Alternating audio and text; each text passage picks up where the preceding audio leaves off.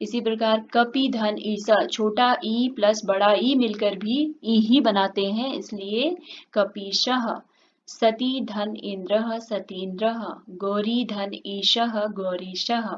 ये सब दीर्घ संधि के उदाहरण हैं। श्री धन ईशः श्रीशः, कवि धन इंद्रः कवीन्द्रः।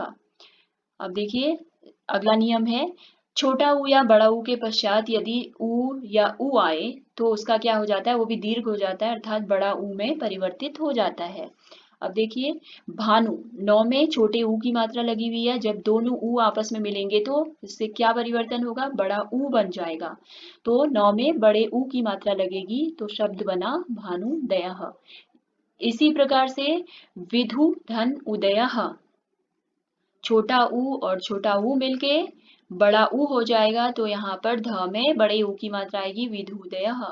इसी प्रकार से गुरु धन उपदेशः, छोटा ऊ और छोटा ऊ आपस में जब मिलते हैं तो ये बड़े ऊ का निर्माण करते हैं, तो रौ में बड़े ऊ की मात्रा लगेगी तो क्या हो जाएगा गुरूपदेशः। इसी प्रकार साधु प्लस उक्तम, ध में छोटे ऊ की मात्रा है, जब छोटा ऊ और छोटा ऊ आपस में मिलते हैं तो वो दीर्घ हो जाता है, अर्थात बड़ा ऊ हो जाता है, तो ध में बड़े ऊ की मात्रा लगेगी, हो जाएगा साधुक्तम। इसी प्रकार से वधू धन उत्सवः, ये हो जाएगा वधूत्सवः। लघु प्लस ऊर्मी, छोटा ऊ और बड़ा ऊ मिलके भी क्या होगा बड़ा ऊ, तो घ में बड़े ऊ की मात्रा लगेगी।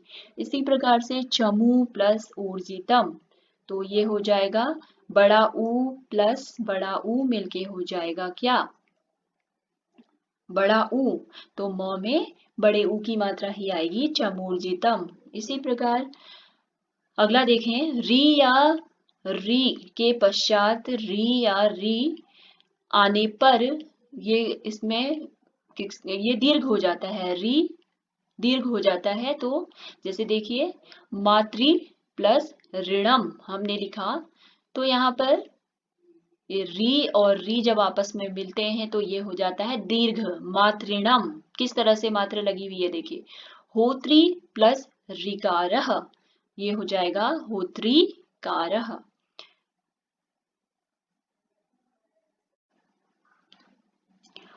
आज हम अध्ययन करेंगे गुण संधि।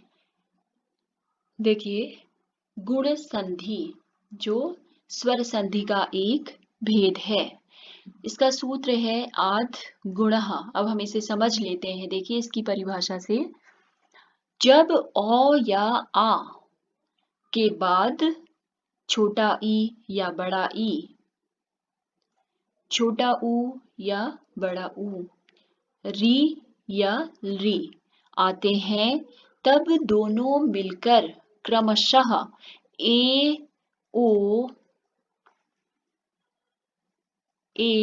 ओ अर और अल हो जाते हैं, तब गुण संधि होती है। अब देखिए जब औ या आ के बाद, जैसे ये है देखिए गण, हमने कहा गण, तो यहाँ पर क्या है औ, इसके बाद छोटा ई या बड़ा ई यदि आते हैं, यहाँ पर देखिए छोटा ई है तो ये किस में परिवर्तित हो जाएगा ए में।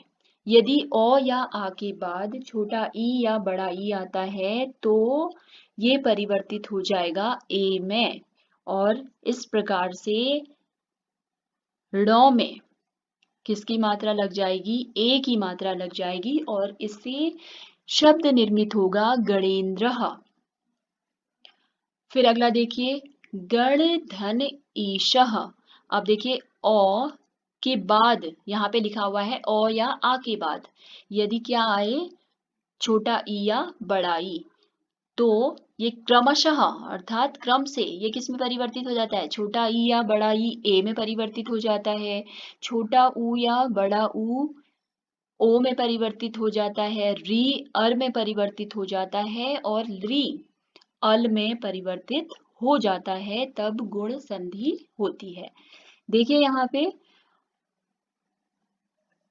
ड़ का औ, और अर्थात औ के बाद क्या आ रहा है यहाँ पर बड़ा ई, तो ये किस में परिवर्तित हो जाएगा, छोटा ई या बड़ा ई ए में परिवर्तित हो जाएगा।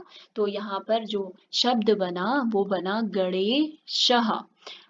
अणों के ऊपर ए की मात्रा लग जाएगी और ये शब्द बनेगा गणेशः। इसी प्रकार नर धन ईशः नरेशः।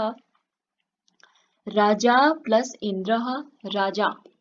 आ धन ई, अर्थात आ के बाद ई यहाँ पर आ रहा है तो ये किस में परिवर्तित हो जाएगा, ए में। तो इसमें ए की मात्रा लग जाएगी, ये होगा राजेंद्रः।